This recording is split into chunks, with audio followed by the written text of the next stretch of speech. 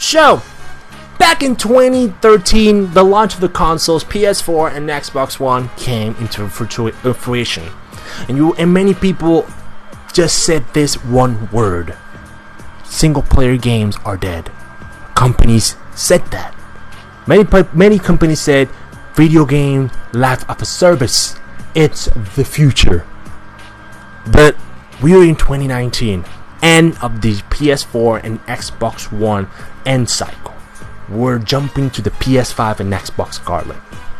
And all I think I want to say is that single player games has not been very standable and powerful until this date.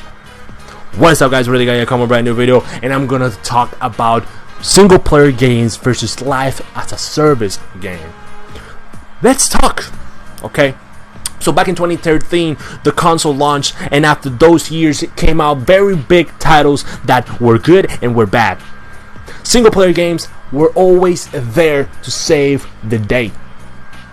Almost 5 years, single player games has been game of the year. And you're telling me that life as a service game, it's the future, and single player games are dead because many people are playing more life as a service game than more of your single player games. You're really stupid if you're a company thinking that. Okay? Let's talk about 2014 Destiny. Many people were hype about this game. Many people were judged, oh, this game is the next game of the generation, the next Call of Duty, the next Halo. I really like Destiny. I'm gonna be honest with that. I'm a very big fan of it. But it was a failure in trying to pick up brand new players. Very bad reviews. People trying to still thought that this game was a life as a service. It was not what was promised. That's correct. It was not what was promised. And the exact same year, EA launched a game that it was a role-playing RPG, majestic game, and it was Dragon Age Inquisition. One game of the year, and it was a good and awesome RPG. And to this date, it's one of the best RPGs I have played on this consoles. And then, if you jump to 2015, the companies launched two of the best single players in ages. We're talking about Fallout 4, a very good RPG, knock it out of the park. Same engine, very outdated, but it was a single player game that many people love. And this is one of the things that say that single player games were not dead, but they were thriving.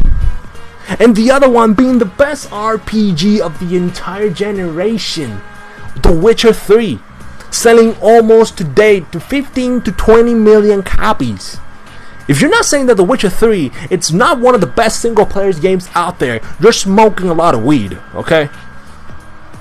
And if you prove forward to 3 years on down the road, you see The Division being a commercial good ass thing, but at the same time, it failed to knock the average player. Many people were not thrilled. Many people criticized the story. Many people criticized that it was microtransaction. It was bait. And that is why I kind of say that you're pulling single player games versus life as a service, and single player games have sold more very good than life as a service games. Yes, we see the Division 2, the Division 1 being one of the best selling brand new IPs. Okay, I understand that. I really understand that. But we push forward and see the sequels of these games, and they prove that this is not what the people wanted. We push to 2016. 2016 came Overwatch.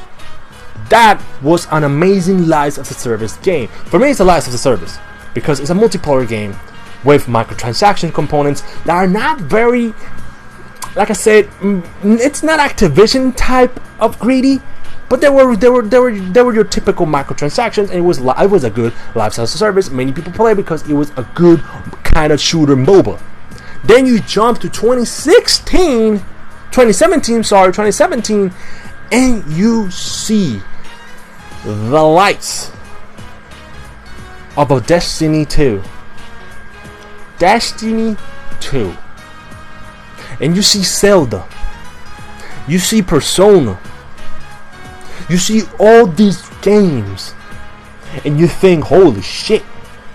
Zelda selling almost 14 million copies. Breath of the Wild. And that's a single player campaign game. Persona 5. One of the longest RPGs I ever played, clocking almost 102 hours. It is only a single player campaign game. And then we go to Horizon Zero Dawn. One of the best, if not the best, role-playing on the PS4 hot right now. And then we go to Destiny 2. Yes, it was a good game. It was a better thing than the first one. But one thing was not what you're thinking about. That it failed to clock with the exact same average player. Many people were not buying this game. Yes, they have never released the exact same copies of the game has sold copies. Never. Many people. I think the businesses say that this is the second best selling shooter after Call of Duty, and that is something to look on. But you see that the likes of Overwatch and the like of Destiny are games that clock with players, but without the trust. Then we jump to the last 2 years that Life as a Service and single player games has been Win of War. 2018, 2019. But let's start with 2018. 2018 saw very awesome games, single player games most likely. But one in those years, one game that it was Life as a Service was a major letdown, and that is Fallout 76. Fallout 76 was a promise that it was not granted. They promised you a lot of stuff, free things, no microtransactions, all the cosmetic, and we jump 1 year after, and you see bullshit after bullshit after bullshit and after bullshit. Fallout First, what the fuck was that? You play $100 per year, and you get banned because you're trying to help Bethesda say that it is a loophole, there's a bug that will crash your game, and you get banned after that. Graphics were bad. The connection were bad. The game was broken at launch, that it was half the price the exact same day that launched. You can find it in $29.99, the exact same day, November. But if we jump to single player games in 2018, we see the likes of a Red Dead Redemption, one of the best games of Rockstar to this day, and you can buy it on a PC and you will relive the years of the Red Dead Redemption 2, one of the best games ever created. And then we launched to the best game of the PlayStation 4, or should I say one of the best, if not the best PlayStation game ever created, God of War, or like many people have to say, God of War 4. God of War 4 sold a lot of copies.